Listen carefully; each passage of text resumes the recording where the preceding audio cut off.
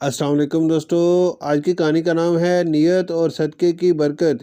ہماری نئی گھریلو ملازمہ کام سے فارغ ہو کر گھر جانے لگی تو میں نے اسے 30 روپے دیے کہ دھوپ میں پیدل جانے کے بجائے رکشے پر چلی جائے۔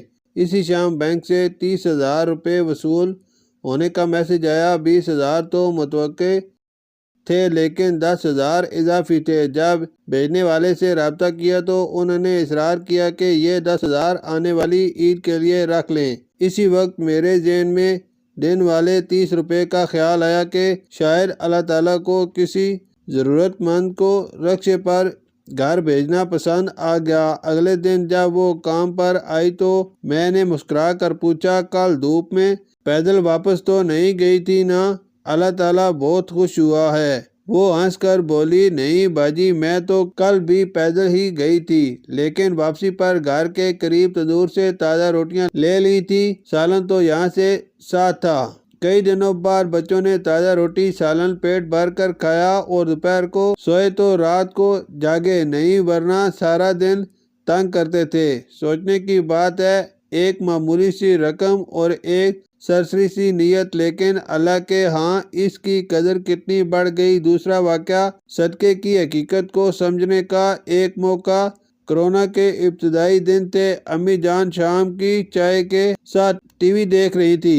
انہوں نے آواز دے کر مجھے بھی ساتھ بٹھایا۔ انہیں جو چیز اچھی لگتی فوراً بلاتی تھی کہ مل کر دیکھتے ہیں۔ اس دن ایک پروگرام میں سید سرفراز شاہ صاحب صدقہ خیرات کے موضوع پر انتہائی مؤثر گفتگو کر رہے تھے۔ ان کی چند باتیں دل میں بس گئیں۔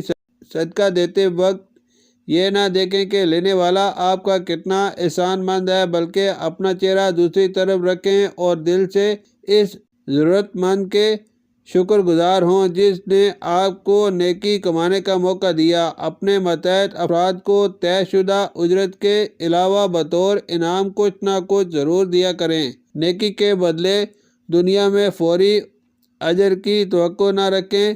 صحابہ کرام رضی اللہ تعالیٰ عنہ کو اگر دنیا میں فوری بدلہ ملتا تو وہ رونے لگتے کہ کہیں ہمارا اجر آخرت کے لیے محفوظ نہ رہا ہو۔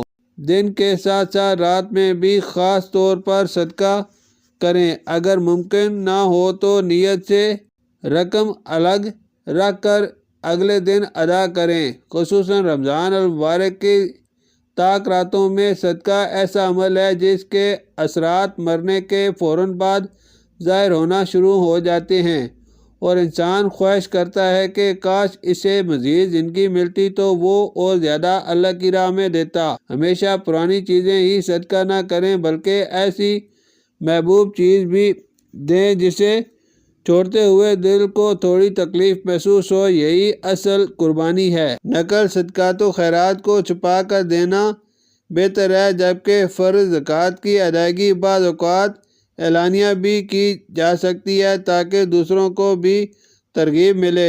چھوٹی نصیحتیں بڑے نتائج پیدا کرتی ہیں۔ اللہ تعالیٰ ہمیں اخلاص کے ساتھ دینے والا بنائے، آمین۔ شکریہ۔